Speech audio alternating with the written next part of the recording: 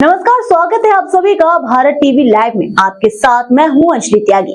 आइए खबरों की शुरुआत करते हैं। मध्य प्रदेश विधानसभा में नेता प्रतिपक्ष और कांग्रेस विधायक उमंग सिंघार ने एथेनॉल ब्लेंडिंग को लेकर केंद्र सरकार पर निशाना साधा। उन्होंने आरोप लगाया डॉलर बचाने के नाम पर पेट्रोल में एथेनॉल मिलाने की नीति का असर अब चीनी की उपलब्धता और कीमतों पर पड़ रहा है। उमंग सिंघार ने कहा, सरकार की एथेनॉल ब्लेंडिंग नीति के कारण देश को करीब 10 लाख टन चीनी आयात करने की जरूरत पड़ रही है। उन्होंने तंज कसते हुए कहा, एथेनॉल ब्लेंडिंग से युवाओं की गाड़ियों के साथ रसोई का स्वाद प्रभावित हो रहा है। कांग्रेस नेता ने रोजगार के मुद्दे पर सरकार को घेरा। उन्होंने कहा, भाजपा सरकार में युवा रोजगार की मांग को लेकर सड़कों पर है, लेकिन सरकार को उनकी समस्याओं की चिंता नहीं है। सिंघार ने केंद्र से एथेनॉल नीति के असर की समीक्षा करने, युवाओं के रोजगार समेत आम लोगों से जुड़े मुद्दों पर ध्यान देने की मांग की। अनपढ़ और गंवार एक सरकार है।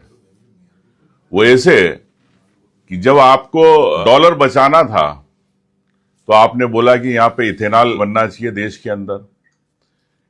इथेनॉल बनना चालू हुआ तो युवाओं की जेनजीज की गाड़ियां खराब होना चालू हो गई। अब 10% मिलाते 20%, 30%, ये अलग बात है। ये भी एक बड़ी राज की बात है। और मुझे तो जानकारी मिली कि 30-30, 40-40% इथेनॉल मिलाया जा रहा। दूसरी बात, डीजल, पेट्रोल जब हमें बाहर से नहीं लेना, डॉलर बचाने के लिए हमने इथेनॉल बनाने की यहां पे बात करी। ये कैसी पॉलिसी बनी? आज 10 साल के बाद शक्कर आपको इंपोर्ट करना पड़ रही बाहर से। मतलब पहले आप डॉलर बचाने के लिए डीजल पेट्रोल इंपोर्ट की बात करते थे और आज शक्कर कर रहे हो, तो बात तो एक ही हो गई।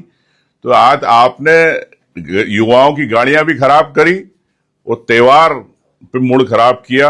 त्योहार पे जितने भी है हमारे धार्मिक लोग, जो रक्षाबंधन आ रही है, दिवाली आ रही है, लगता है मिठाई महंगी हो जाएगी, मिठाई मुंह मीठा नहीं कर पाएंगे। देखिए, मैं समझता हूं कि एमपीपीएससी एक स्वागत करता हूं कि ठीक है विधानसभा में हो रही है, लेकिन जो भर्तियां पेंडिंग पड़ी है एमपीपीएससी के पास, वो कब होगी, कब तक होगी, प्रदेश का युवा ये जानना चाहता है। सरकार असंवेदनशील है।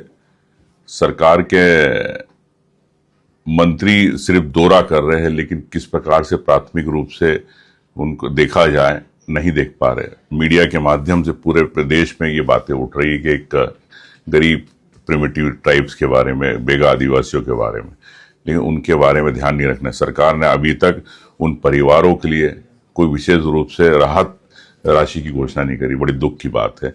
मैं समझता हूं कि सरकार को, मंत्री को वहीं कैंप करके पूरा देखना चाहिए, स्थिति देखना चाहिए, उस पर कैसे नियंत्रण हो इस पे प्रयास करना चाहिए, क्योंकि मैं समझता हूं कि वहां के प्रशासनिक अधिकारियों की गलतियों के कारण हुआ, लेकिन सरकार ने अभी तक उस पर कोई कार्रवाई नहीं की। देखिए, भारतीय जनता पार्टी में खलबली तो मचेगी। अब चुनाव 2028 है और जिस प्रकार से भारतीय जनता पार्टी के जमीनी कार्यकर्ताओं का ही अब सम्मान नहीं हो पा रहा, उनके ही काम नहीं हो पा रहे, प्रदेश के अंदर किस प्रकार से राज चल रहा है अधिकारियों का आप समझ सकते हैं। तो निश्चित तौर से अब भारतीय जनता पार्टी संगठन को लेकर खलबली तो मचेगी।